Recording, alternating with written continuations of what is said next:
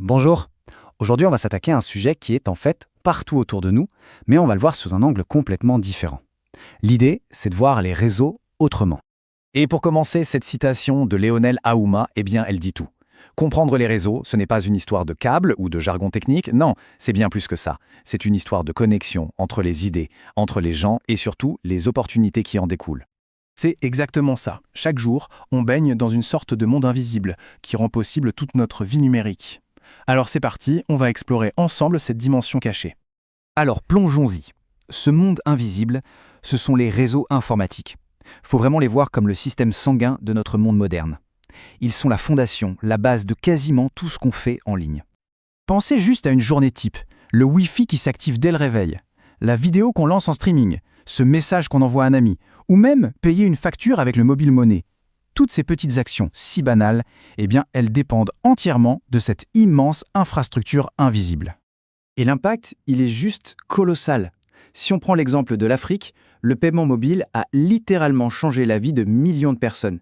Il a donné accès à des services financiers avec un simple téléphone. Ça, c'est la puissance du réseau en action. Ok, mais alors, comment ça marche concrètement tout ça? Pour le comprendre, on peut imaginer le réseau comme une gigantesque carte routière numérique. Chaque information a une destination précise et chaque route a sa propre logique de fonctionnement. Le premier équipement clé, c'est le routeur. C'est un peu le chef de gare du réseau. C'est lui qui va connecter notre petit réseau local à la maison par exemple au grand monde d'Internet.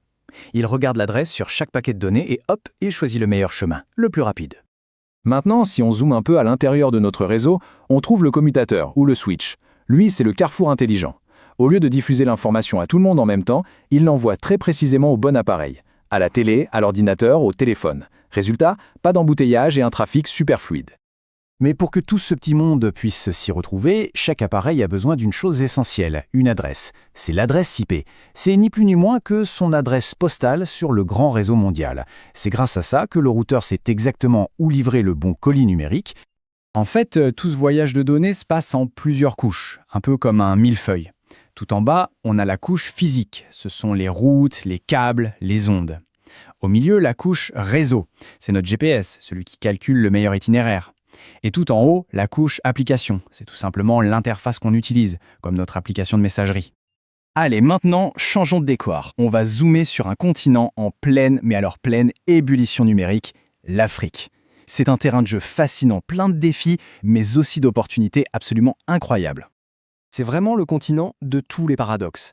D'un côté, on a une vraie fracture numérique. La connexion coûte cher, les infrastructures manquent parfois.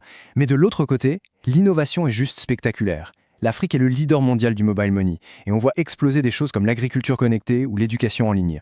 Ça avance à une vitesse folle. Et cette transformation, elle n'arrive pas de nulle part. Elle est portée par des bâtisseurs locaux. Des entreprises comme Raxio Group, qui construisent des centres de données ultramodernes, ou Liquid Intelligent Technologies, qui a tissé une véritable épine dorsale en fibre optique à travers le continent. Ils construisent, littéralement, les autoroutes du futur. Bon, face à toute cette expansion, la question qu'on peut se poser est assez simple. Comment faire partie de l'aventure? Parce que oui, le domaine des réseaux, ça ouvre des carrières passionnantes et surtout essentielles pour le monde de demain. On a besoin de qui, concrètement? Eh bien, d'administrateurs réseau, ceux qui s'assurent que tout tourne parfaitement au quotidien, d'ingénieurs, les architectes qui vont concevoir les réseaux du futur, d'architectes cloud, qui, eux, bâtissent dans le virtuel, et bien sûr d'experts en cybersécurité, les gardiens de tout ce monde numérique. La demande pour ces profils est juste énorme. Et le chemin pour y arriver, il est plus accessible qu'on le croit. Ça commence par maîtriser les bases théoriques. Ensuite, et ça c'est le plus important, il faut pratiquer, mettre les mains dans le cambouis, même avec des simulateurs gratuits. Et enfin, viser les certifications professionnelles, qui sont de vrais passeports pour l'emploi. Allez, un dernier petit tour, cette fois vers le futur. Parce que les réseaux, ça ne s'arrête jamais d'évoluer. Et les prochaines technologies promettent de transformer notre monde encore plus profondément. La 5G, attention, ce n'est pas juste la 4G en plus rapide. Non. C'est la promesse d'une connexion quasi instantanée.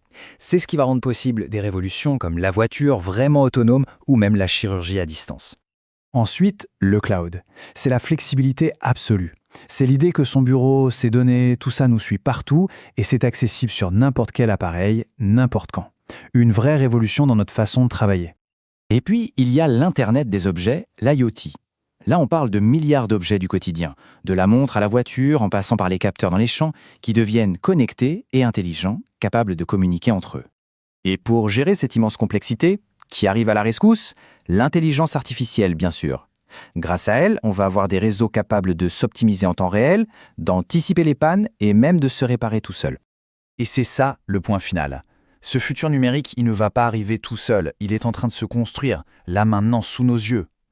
La vraie question, ce n'est plus de savoir s'il va arriver, mais de savoir quel rôle on veut y jouer, celui de simple utilisateur ou celui de bâtisseur.